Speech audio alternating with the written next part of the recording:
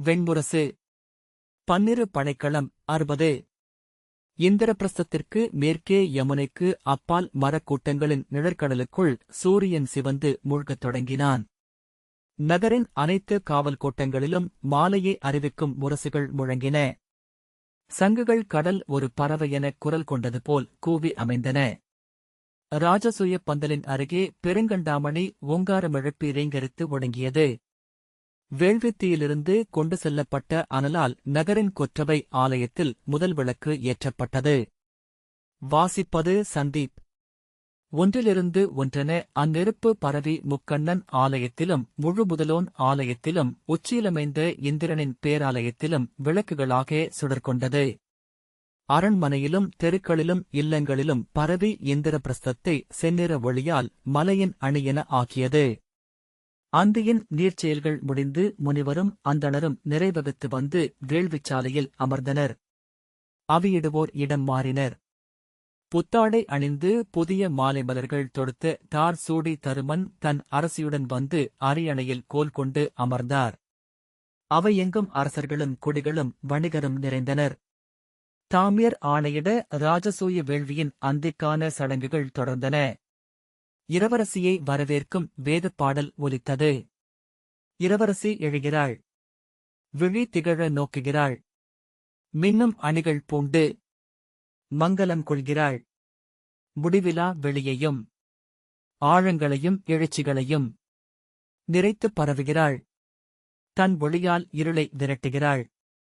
காக்கும் பணியை காலையரசியிடமிருந்து பெற்றுக்கொள்கிறாள். அஞ்சுகிறது சூழ்ந்த இருள். சேக்கேறும் பறவைகளென உன்னருளால் இல்லம் வீழ்கிறோம். குடிகள், கன்றுகள், புட்கள், பெருஞ்சிறை பருந்துகள் கூட குடி சேர்கின்றன. அலையலையென எழும். இரவினும் இறைவி ஓநாய்களை விரட்டுக. அஞ்சாது நாங்கள் பாதை தேர வேண்டும். கரிய ஆடை பூண்டு முற்கடனென வந்து சூடும். இவ்விருளை அகற்றுக. அன்னைதேரும் கன்றன. எளியோனின் வேண்டுதல் உன்னைத் தேடி வரவில்லையா? இரவெனும் செல்வி, வெற்றி கொள்பவளே, புகழ் மாலையென இப்பாடலை அணிய மாட்டாயா? மும்முறை இரவு பாடல் முழங்கி ஓய்ந்ததும் அங்கிருந்த முனிவரும் வைதிகரும் ஓம் ஓம் ஓம் என முழங்கினர். வேள்விச்சாலையின் அத்தனை நெய்விளக்குகளும் எரிகுளத்தின் 6 நெருப்புகளுடன் இணைந்து எழுந்தாடின. அனலால் சூழப்பட்டிருந்தவர்களின் உள்ளங்களிலிருந்து சிறுமைகள் மறைந்தன. ஒவ்வொரு எண்ணமும் சிறகு கொண்டது. அத்தருணத்தில் அனைவரும் தேவர்களென்றாயினர். தாமியர் வணங்கி அந்தி வேள்விக்கு பெண்டிர் சூழ வேண்டுமென்பது தொல்நெறி. இந்திரபிரஸ்தத்தின் அரசி எழுந்தருள்க என்றார். வைதிகர் இருவர் அளித்த மண்ணகல் விளக்கில் நெய்ச்சுடரை ஏந்தி கற்சிலை முகத்தில் செவ்வொளி ஒளிவிட திருப்பதி அரசு மேடை விட்டு இறங்கினாள். இந்திரபிரஸ்தத்தின் பிற அரசியரான சுபத்திரையும் விஜயையும் தேவிகையும் பலந்தரையும் கரேணுமதியும் கையில் ஒளி நின்ற அகல்களுடன் எழுந்து அவளுக்குப் பின்னால் நடந்தனர். அவர்கள் சென்று தாமியரை வணங்கி முதல் எரிகுளத்தருகே நின்றனர். பைலர் தர்ப்பையில் நீர் தொட்டு அவர்களை வாழ்த்த அவர்கள் அச்சுடர்களை எரிகுளத்தருகே நிறையாக வைத்துவிட்டு குனிந்து மலரும் அன்னமும் எடுத்து அவியளித்து எரியூட்டினர். 36 எரிகுளங்களையும் மும்முறை சுற்றி வந்து வணங்கி அவற்றுக்கு இடப்பக்கமாக அமர்ந்தனர். பைலர் அவர்களின் நெற்றியில் மஞ்சள் பொடியிட்டு வாழ்த்தினார். அவர்களுக்கு முன்னால் 6 செங்கற்கள் கூட்டப்பட்ட அடுப்புகள் வைக்கப்பட்டன. அவற்றில் விறகு அழுக்கப்பட்டது. அவர்களின் இடப்பக்கம் சிறுவட்டில்களில் 9 மணிகளின் கலவையும் யமுனை நீரும் வைக்கப்பட்டன. அவையோரே, அரசர்குலம் தோன்றுவதற்கு முன்னரே உருவான சடங்கு இது. அன்று இல்லத்தலைவரே வேள்விக்காவலர். இல்லத்தரசி வேள்வியின் அன்னத்திக்கிறைவி. இன்று அரசனும் அரசியுமென அவர்கள் உருமாறியிருக்கின்றனர். இல்லத்தரசி சமைத்தளிக்கும் அன்னத்தை அவியாக்கி இரையை எரியிலெழுப்பி நிறைவளித்த பின்னரே இன்றைய இரவு கொடை தொடங்கும் என்றார் தாமியர். வேள்விக்கு அவ்வேள்வியை நிகழ்த்தும் குடியின் தலைவர் வந்து அமர்ந்து முதல் கைப்பிடி தானியத்தை எடுத்து அளிக்க வேண்டும் என்றும் தலைமை வைதிகர் அவியரியை எடுத்தளித்து அடுப்பு மூட்ட வேண்டும் என்றும் நெறியுள்ளது. அவரே வேள்வி முடிந்ததும் அவ்வியன்னத்தை அவ்வேள்வி நடத்தும் குடிக்கு உரிய முறையில் பகிர்ந்தளிக்கவும் வேண்டும் தாமியர் சொன்னார். ராஜசூயம் போன்ற பெருவேள்விக்கு பாரத வருஷமே ஒற்றைக்குலம் என்று கொள்கிறோம். அதன் குடித்தலைவரென அவ்வேள்விக்கு அமைந்தவர்களால் ஏற்கப்படும் அவை மூத்தவரை அழைத்து அமரச் செய்வது வழக்கம். இவ்வேள்வியின் அவைத்தலைவர் என நீங்கள் சுட்டும் ஒருவர் கைதொட்டு மணியள்ளி அளிக்க இங்கே 6 தேவியரால் அவைக்குரிய அன்னம் ஆக்கப்படும். அவையின் தலைகளனைத்தும் திரும்பி பீஷ்மரை நோக்கின. பீஷ்மர் அந்நோக்கை உணராதவர் என வளையாது நீளுடலின் மேல் எழுந்த தலையும் மார்பில் காற்றிலாடிய வெண்ணிறதாடியுமாக அமர்ந்திருந்தார். அவர் அருகே அமர்ந்திருந்த துரோணர் மெல்ல குறிந்து தாமியரின் சொற்களைச் சொல்ல அவர் சித்தம் மீண்டு எவருக்கென்றில்லாமல் கைகளை கூப்பினார். தருமன், இங்கு எங்கள் குடித்தலைவரென இருப்பவர் பிதாமகர் பீஷ்மரே என்றார். ஆம் ஆம் என்று அவையில் ரீங்காரமென ஒப்புதலோசை எழுந்தது. தாமியர் அரசரின் சார்பில் இங்கு அவை நின்று வேள்வி நடத்தும் இளையவரான சகதேவர் பிதாமகரை வரவேற்று அழைத்து வருக என்றார். சகதேவன் பீஷ்மரை நோக்கி சென்று தலைவணங்கினான்.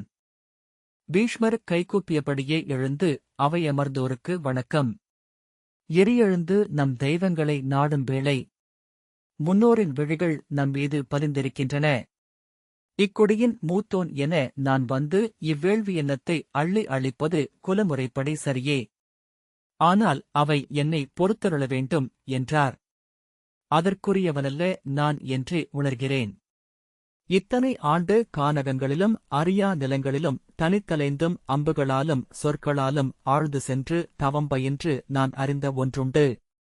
மரத்திலூறிய சாறு தேனென்றும் கனி என்றும் ஆக வேண்டும். அன்றேல் அது தன் வேரிலூறும் கசப்பையே தளிர்களிலும் நிறைத்துக் கொண்டிருக்கும். அவர் என்ன சொல்கிறார் என்றறியாமல் அவை விழுதிகைத்து அமர்ந்திருந்தது. தோகை மயில்கள் போல அழகிய மகளிர் இதோ சுடரேந்திச் சென்றனர். அழகாக கால்மழித்து அமர்ந்து தங்கள் மலர்க்கைகளால் அன்னம் சமைக்க காத்திருக்கின்றனர். எத்தனை யுகங்களாக அவர்கள் அமுது ஆக்கி நமக்கு ஊட்டியிருக்கின்றனர். அதைத்தான் எண்ணிக்கொண்டிருந்தேன்.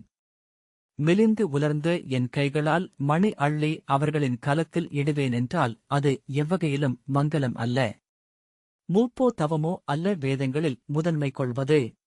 துளிக்கோடியாக பெருகும் பிரஜாபதிகளையே அது வாழ்த்துகிறது. அவையீரே, அவர்களே தேவர்களுக்கு உகந்தவர்கள், வாழ்வென்றானவர்கள். தென்கடல் பொங்கி வரும் மழை போல செல்லுமிடமெல்லாம் செழிக்க வைப்பவர்கள், அழைத்து துயரழிப்பவர்கள், அடைக்கலம் அளித்து காத்து நிற்பவர்கள். அவர்களில் ஒருவர் அள்ளி அன்னமிட்டால் மட்டுமே மானுடத்தை ஆளும் தேவர்கள் உவகையுடன் அவிகொள்வார்கள். அவர்களில் ஒருவர் எழுக. பீஷ்மர் உரக்க சொன்னார். 1000 மனைவியர் கொண்டவர், பல்லாயிரம் மைந்தர் கொண்டவர், இளவேனிலில் எழும் முதற்புல் போல இப்புவியையே நிறைத்துச் சூழும் முடிவிலா பெருவிழைவு கொண்டவர். அத்தகைய பிரஜாபதி ஒருவர் இவ்வேள்விக்கு முதன்மை கொள்க. அவையெங்கும் மெல்லிய கலைதலோசை எழுந்தது. தருமன் ஏதோ சொல்ல விழைபவர் போல உடலசைத்தார். அவருக்குப் பின் வாளேந்தி நின்றிருந்த அர்ஜுனன் விழிநீர் கனிந்தவன் போலிருந்தான். நான் முதியோன். இங்கிருக்கும் அத்தனை பேரையும் கைக்குழந்தைகளென கண்டவன். உங்களனைவருக்கும் தந்தையென நின்றிருக்க காலத்தால் அருளப்பட்டவன். அவையோரே, சென்ற சில நாட்களுக்கு முன் என் உளம்பெடுக்குமளவுக்கு பெருந்துயர் ஒன்றை அடைந்தேன். சென்று சொல்ல எனக்கொரு தந்தையில்லையே என எண்ணினேன். அன்றிரவு ஒரு கனவு கண்டேன். நான் துவாரகைக்குச் சென்று இளைய யாதவரைக் கண்டு என் குறையை சொல்வதைப் போல. அக்கனவில் அவர் என் தந்தை என்றிருந்தார். நான் ஆற்ற வேண்டியதென்ன என்று எனக்கு அவரே உரைத்தார். ஏனென்று இங்கு என்னால் உரைக்கவியலாது. நான் மெய்யறிந்த முனிவனல்ல, மொழியறிந்த கவிஞனும் அல்ல, எளிய வீரன். ஆனால் அப்புன்னகை என் தந்தை சந்தனுவின் புன்னகை என அறிந்தேன். அவையோரே, வைதிகரே, முனிவரே, பிரஜாபதியாக இங்கு அவை முதன்மை கொள்ளத்தக்கவர் அவரே. பிறிதொன்றும் எனக்கு சொல்வதற்கில்லை என்றார். அவர் அமர்வதற்குள்ளாகவே தருமன் எழுந்து, ஆம், நான் என் உள ஆழத்தில் எண்ணியதும் அதுவே. கணுதோறும் உழைக்கும் பெருமரம் என்று நான் எப்போதும் உணரும் இளைய யாதவரே என் குடித்தலைவரென இங்கமர்ந்து அன்னம் அளிக்க வேண்டியவர். அவர் அருள வேண்டும் என்றார். பீமன் உரக்க, ஆம், பிறிதொன்றும் பாண்டவர்களால் எண்ணப்படவில்லை என்றான். இது புவிவென்று அரியணை அமர்ந்து வேள்விக்கோல் கொண்டிருக்கும் இந்திரபிரஸ்தத்தின் பேரரசரின் ஆணை என்றான் அர்ஜுனன். துரோணர், அது நன்று. முடிவெடுக்க வேண்டியவர்கள் பாண்டவர்களே என்றார். குலமுறைப்படி மறுப்புரைக்கு உரிமை கொண்டவர்கள் பீஷ்மரும் திருதராஷ்டிரம் மட்டுமே. பீஷ்மர் சொல்லிவிட்டார். அஸ்தினபுரியின் பேரரசர் தன் எண்ணத்தை உரைக்கட்டும். திருதராஷ்டிரர் கைகளை கூப்பியபடி எழுந்து, வேதம் மானுடருடன் முடிவிலாது விளையாடுகிறது என்கிறார்கள். அவ்வண்ணம் என்றால் பாரத வருஷத்தில் எவ்வேள்விக்கும் முதல்வராக இளைய யாதவர் மட்டுமே அமரத்தக்கவர் என்றார். தாமியர் முன்பு தேவபாக ஸ்ருதர் பிழையின்றி அவிபவந்ததைப் போல இங்கு இளைய யாதவர் எழுந்தருளி வேள்வியை சிறப்பிக்கட்டும். முன்னோர் அருளும் தேவர்களின் அழியும் தெய்வங்களின் நோக்கும் இக்குடிமேல் நிறையட்டும் என்றார். துரோணர், இளைய பாண்டவரே, முறைப்படி இளைய யாதவரை வேள்வி முதன்மை கொள்ள அழையுங்கள் என்றார். சகதேவன் கைகூப்பியபடி இளைய யாதவரை அணுகி, எங்கள் குடியின் மூத்தவராக அமர்ந்து இவ்வேள்விக்கு அன்னமளிக்க வேண்டுமென்று இறைஞ்சுகிறேன் யாதவரே என்றான். இளைய யாதவர் புன்னகையுடன் எழுந்து திரும்பி அவையமர்ந்து முனிவர்களையும் வைதிகரையும் அரசர்களையும் குடிகளையும் வணங்கி, ஆம், அது இனிய பொறுப்பு, இளையோனே என்றார். சகதேவன் அவர் முன் தலைவணங்கி, வருக என்று அழைத்தான். அவனருகே வந்து நின்று, இவ்வழி என்றான் பீமன். இவ்வழியே என்று அர்ஜுனன் அழைத்தான். மஞ்சள் பட்டாடை உலைய முடிசூடிய பீலி காற்றிலாட இளைய யாதவர் நடந்தார். இவ்வழி என்று தருமன் அரியணையிலிருந்து எழுந்து நின்று அவரை வேள்விமயம் நோக்கி வழிகாட்டினார். அரசரவையிலிருந்து, நில்லுங்கள் என்னும் குரலுடன் சிசுபாலன் எழுந்தான். நில்லுங்கள், நான் ஒரு வினாவுடன் உள்ளேன். அவை திகைத்து அவனை திரும்பி நோக்கியது. இங்கு துவாரகையின் தலைவன் வேள்வித் தலைமை கொள்வதன் பொருள் என்ன? அவன் இந்திரபிரஸ்தத்தின் அரசகுலத்திற்கு முதல்வனா? அஸ்தனபுரியின் கொடிவழியினருக்கு முதல்வனா? இல்லை, இங்கு அவை நிறைத்திருக்கும் அனைவருக்கும் முதல்வனா? பைலர் அரசே, அவரை தங்கள் குலமுதல்வராக இந்திரபிரஸ்தத்தின் அரசர் அறிவித்திருப்பதனால் அவர் இந்திரபிரஸ்தத்தின் அரசகுலத்திற்கும் அஸ்தினபுரியின் கொடிவழியினருக்கும் முதல்வராகிறார். அவர் இங்கு அவையமர்ந்து அத்தனை அரசர்களிடமும் வில்பணிதலையும் ஆவளித்தலையும் கொண்டவர் என்பதனால் அவர்கள் அனைவருக்கும் இளைய யாதவரே முதல்வராகிறார் என்றார். நான் இந்திரபிரஸ்தத்திற்கு அடிபணியவில்லை என்றான் சிசுபாலன். நான் அளித்தது ஆகொடை மட்டுமே. சகதேவன் சினத்துடன் கையை தூக்கி ஏதோ சொல்ல அவனை அணுகியபோது பீஷ்மர் கையசைத்து அவனைத் தடுத்து, சேதி நாட்டரசே, ஆகொடை முடிந்துவிட்டது. உங்கள் கன்றும் இங்கே அளிக்கப்பட்டுவிட்டது. மாற்றிருந்தால் இவ்வேள்வி முடிந்த பின்னர் படை கொண்டு வந்து இந்திரபிரஸ்தத்தை வெல்லலாம். சூக்திமதியில் ஒரு ராஜசூயத்தை நிகழ்த்தலாம். அதுவே முறை என்றார். அதற்கு காலமிருக்கிறது. மகதத்தில் ஜராசந்தர் மறுபிறப்பு எடுத்து 18 வயதாகி வரவேண்டும் அல்லவா என்றார் மச்ச நாட்டு சூரசேனர். அவை நகைத்தது. குன்றாச்சிற்றத்துடன் சிசுபாலன் பீஷ்மரை நோக்கி கைசுட்டி, வாயை மூடுக முதியவரே. நீர் யார்?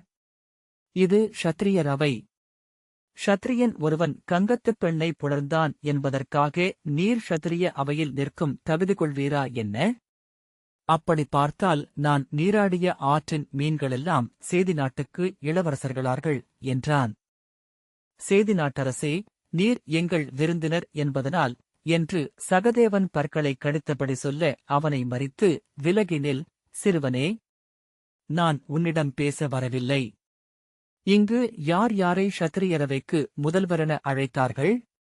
கங்கர் குலத்தான் யாதவனை சுட்டுகிறான். குலமேதென்றறியாத ஐவருக்குப் பிறந்தவரில் முதல்வன் அவனை அவையழைத்து பாரத வருஷத்தின் முதல்வன் என்கிறான். இனி இந்த யாதவன்தான் பாரத வருஷத்தின் அவை முதல்வனா? குடத்தில் பிறந்த அரையந்தணன் அதை சொல்லலாம்.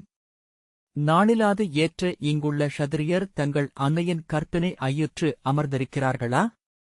சொல்க என்றான். அவன் எல்லை மீறிவிட்டான் என்று அனைவருக்கும் தெரிந்தது.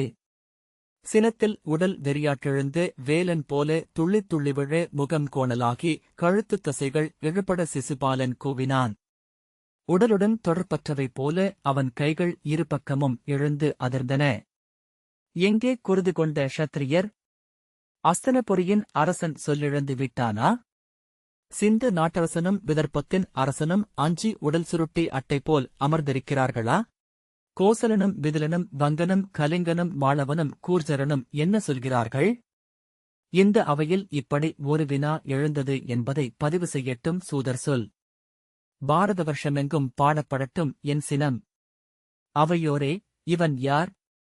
மதுவரத்தில் கன்றோட்டும் சூரசேனரின் பெயரன். தாய்மாமனைக் கொன்ற பாவி. போரில் அடிபணிந்த படைவீரர்களைக் கொன்று அழைத்த நெறியிலே. க்ஷத்திரியர் குலத்துப் பெண்களை ஏமாற்றி திருடிச் சென்ற பெண்கள்வன். கீழ்குருது கொண்ட அயலோருடன் வணிகம் செய்து பொருளீட்டியதனால் இவன் அரசனாகி விடுவானா? கையைத் தட்டி அவன் அறை கூவினான். எந்தப் போரில் இவன் எதிரியை நேர் நின்று வென்றிருக்கிறான்? நேர்போருக்கு படை கொண்டு வந்த ஹம்சனையும் டிம்பகனையும் பொய்ச் சொல்லிக் கொன்றவன். மதுவனம் வரை படை கொண்டு வந்த மகத மன்னனை இளைய பாண்டவனை அனுப்பிக் காட்டுப் போரில் கொன்றவன். இவனை வீரனென்று ஒப்புக்கொண்ட க்ஷத்திரியன் நம்மில் எவன்? சொல்க. எவன்? அவன் முகத்தை நோக்க விழைகிறேன். எவன்? வெறிகொண்டு முன்னால் சென்ற சிசுபாலன் முதலில் இவனை முடிசூட ஒப்புக்கொண்டவர் எவர் என்று அருகே நின்றிருந்த தூணிலறைந்து குரலெழுப்பினான். யாதவர் முடிசூடி ஆளலாமென்றால் க்ஷத்திரியர் இனி கன்று மேய்க்கச் செல்வரா? க்ஷத்திரியர்களே, அரசர்களே, க்ஷத்திரியரன்றி பிறர் ஏன் நாடாளலாகாது என்று வகுத்தனர்? படைப்பவர்கள் அல்ல என்பதனால் க்ஷத்திரியர் ஒருபோதும் ஒரு நாட்டிலும் பெரும்பாலானவர்களாக இருக்கலாகாது. காட்டில் புலி சிலவே இருந்தாக வேண்டும். அவர்களின் ஆட்சியுரிமை என்பது அக்குடியின் பொது ஒப்புதலால் வருவது. ஒவ்வொரு குடியும் நாடாள விரும்பும் நாட்டில் ஒவ்வொரு நாளும் போரே நிகழும். யாதவர் நாடாளத் தொடங்கினால் வேளிர் வெறுமனே இருப்பார்களா? குயவரும் கொல்லரும் விழைவு கொள்ள மாட்டார்களா? அரசனாகும் விழைவு கொண்டு பிறிதொருவன் தன் நாட்டுக்குள் இருக்க அரசன் ஒப்பலாகாது. க்ஷத்திரியரல்லாத குடி அரசாள்வதை க்ஷத்திரியர் ஏற்கலாகாது. அவ்வாறு நிகழ்ந்தால் அது ஒவ்வொரு புல்லிதழும் வாளென்றாக வழிகோலும். அதன்பின் இம்மண்ணில் குருதி உலராது. அரசர்களே, நீங்கள் கொண்டுள்ள இந்த வாள் குருதியை பெருக்குவதற்கானது என்று எண்ண வேண்டாம். இங்கு மண்ணை ஊறிச் சேராக்கிய ஒழியாக் குருதியை நிறுத்தியது க்ஷத்திரியர்களின் வாளே என்றறிக. விளைநிலத்திற்கு இட்ட முள்வேலி இது. அரசர்களே, ஒவ்வொரு குடிக்கும் உரிய எல்லைகளை வகுக்க இங்கே முனிவர்கள் சொல்லெண்ணி தவம் செய்திருக்கிறார்கள். நம் முன்னோர் களம் நின்று உயிர் துறந்திருக்கிறார்கள். அவ்வெல்லைகள் இருக்கும் வரை மட்டுமே இங்கே மானுடர் வாழ முடியும் என்று உணர்க. எவர் இவனுக்கு முடிசூட்டினர்? எந்த முனிவர்? பரசுராமரா? வசிட்டரா? விஸ்வாமித்திரரா? எவர்? நான் அறிய விழைகிறேன். வேடனையும் காடனையும் வேந்தராக்கும் வல்லமை கொண்டவர்கள் முனிவர்கள் மட்டுமே. வேதமே குடித்தலைவனை அரசனாக்குகிறது. இவனுக்கு அரிமலர் தூவி அரசிருத்தி நீராட்டு நிகழ்த்தியவர் எவர்? எச்சொல்லில் எழுந்தது இவன் உரிமை. இதோ இந்த அவையில் அறிய விழைகிறேன். எல்லை மீறுபவர்களைக் கொல்வதற்கு உரிமை கொண்டவன் அரசன். தகுதியற்ற முடியதையும் கொய்து வரவேண்டியவர் க்ஷத்திரியர். க்ஷத்திரியராகிய நம் படைகள் செல்ல முடியாத தொலைவில் நகரமைத்தமையால் மட்டுமே இவன் இன்றும் அரசனென நின்றிருக்கிறான். வளைக்குள் ஆழத்தில் அமர்ந்திருந்து உயிர் தப்புவதனால் மலையெலி சிம்மத்திற்கு நிகராக ஆகிவிடாது என்று இந்த வீணனுக்கு சொல்கிறேன். அவையெங்கும் மெல்லிய ஓசைகளாக அவனுக்கு ஆதரவு எழுந்தது. தேள் கொட்டத் தொடங்கிவிட்டது என்றான் மாளவன்.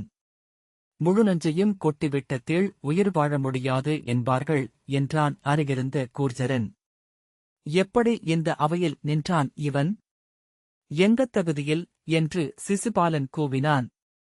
இன்று வினவுகிறேன். இவன் அவையின் வைதிகர் எவர்? இதுவரை வேள்வியென எதை செய்திருக்கிறான்?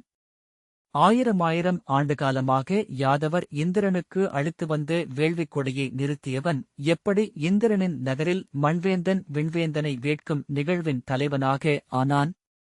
இந்திரனே மின்படையும் இடிமுரசும் பெருமழையுமாக எழுந்து இவன் குடிகளுடன் போரிட்டான் என்று இவன் குலக்கதைகளே சொல்கின்றன என்பதை அறியுங்கள்.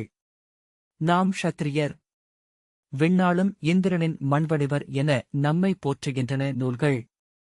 அரசர்களே, அவையோரே, இவன் இத்தனை நாளும் போரிட்டது இந்திரனுடனும் நம்முடனும்தான் என்று அறியாத மூடர்களா நாம்? பேசப் பேச மேலும் மேலுமென அவன் வெறிகொண்டான். அவன் உடலில் இருந்தா அத்தனை பெரிய ஓசை எழுகிறதென வியந்தனர் அவையோர். அவன் உடல் மையமுடிச்சு அவிழ்ந்த பாவை போல நாற்புறமும் தள்ளாடியது. வாயின் ஓரம் நுரை தள்ளியது. மூச்சு எழுந்து விலாக்கூடு அலையடித்தது. வேதவேள்விக்கு முதல்வனாக நிற்க இவனுக்கிருக்கும் உரிமைதான் என்ன? இங்கு எரியூட்டி அமர்ந்திருக்கும் வைதிகர் சொல்லட்டும். வேதம் ஓதும் முனிவர் சொல்லட்டும். மும்முதல் விழைவெனும் முப்பெருக்களை கொண்ட வேதத்தை வெட்ட வந்த கோடரி அல்லவா இவன்? மரத்தை யானைகள் உண்ணட்டும், இலையை எருதுகள் உண்ணட்டும், கனியை மானுடர் உண்ணட்டும், மலர்த்தேனை மெய்யானியர் உண்ணட்டும் என்று இவன் உரைத்ததுண்டா இல்லையா? இங்கு சொல்லட்டும் இவன், 4 வேதத்தையும் இவன் முழுதேற்கிறான் என்று.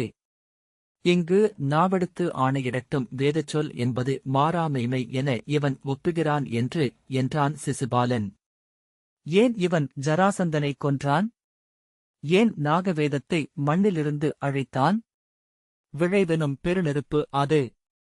அம்முதல் வேதத்திலிருந்தே நாம் ஆற்றல் கொண்டு எழுந்தோம். அதில் முண்டு நாம் கொண்டுள்ள அனலே இதோ இந்த எரிகுளத்தில் நின்றாடுகிறது. இதையும் அழித்து நம்மை மண்பாவைகளென ஆக்க விழைகிறான் இவன். இதற்கு இவனையே தலைவனென அமரச் செய்திருக்கும் நாம் மூடர்களா? பித்தர்களா? சொல்க. சகதேவன் எங்கள் அவை நின்று பேச எவரிடமும் இளைய யாதவர் ஒப்புதல் கோர வேண்டியதில்லை, அறிவிலியே என்றான். மாளவ மன்னன் எழுந்து சேதி நாட்டரசர் கேட்பதில் பொருளுள்ளது. இளைய யாதவரை அரசரென அமர்த்திய முனிவரோ வைதிகரோ எவரேனும் உள்ளனரா? அவர் அவையின் வைதிகர் தலைவர் எவர்? அங்கே துவாரகையில் இதுவரை நிகழ்ந்த வேள்விகள் எவை என்றான். அதையே நானும் வினவ எண்ணுகிறேன் என்று சுசாமர் எழுந்து கூறினார். இளைய யாதவர் வேள்விகளை ஏற்கிறாரா? வேதங்களை ஒப்புகிறாரா? நானறிந்த வரையில் அவர் வேத முடிவை மட்டுமே வலியுறுத்தும் சாந்தீபனி குருமரபை சேர்ந்தவர். உஜ்ஜயினியில் அங்கபாத குருகுலத்தில் வேதம் கடந்த சொல் பயின்று எழுந்தவர் என்கிறார்கள். அவர் இந்த அவைக்கு சொல்லட்டும் அவர் எவரென்று. அவை அமைதியடைந்தது. பீஷ்மர் ஏதோ சொல்ல வாயெடுக்க அவரை கையசைவால் தடுத்து இளைய யாதவர் எழுந்தார். அவர் முகம் 1000 பேர் உணர்வு கொந்தளிப்புடன் கூவி வணங்கி கண்ணீர் விட்டு ஆரற்றுகையில் கருவறையொளியில் அப்பால் அப்பால் என நின்றிருக்கும் தெய்வச் சிலைகளுக்குரிய அழகை கொண்டிருந்தது. விழிகள் மட்டும் அவர் சொல்லுடன் இணைந்து ஒளிவிட்டன. மாளவரே, நான் என் குலத்து கார்த்தவீரியர் சூடிய முடியையே கொண்டிருக்கிறேன். அவர் ஏந்திய படைக்கலங்களும் மதுராவிலுள்ளன என்றார். ஆம், வைதிகரோ முனிவரோ நீராட்டி அமைத்தால் முடிகொண்டோர் க்ஷத்திரியராவார்கள் என்கின்றது பராசர ஸ்மிருதி. ஆனால் எனது நெறி நீங்கள் அறியாத நூலொன்றிலுள்ளது என்றார். கை தூக்கி உரத்த குரலில் அவர், நன்னீராட்டில்லை. காட்டில் சிம்மத்தை முடிசூட்டும் எச்சடங்குமில்லை.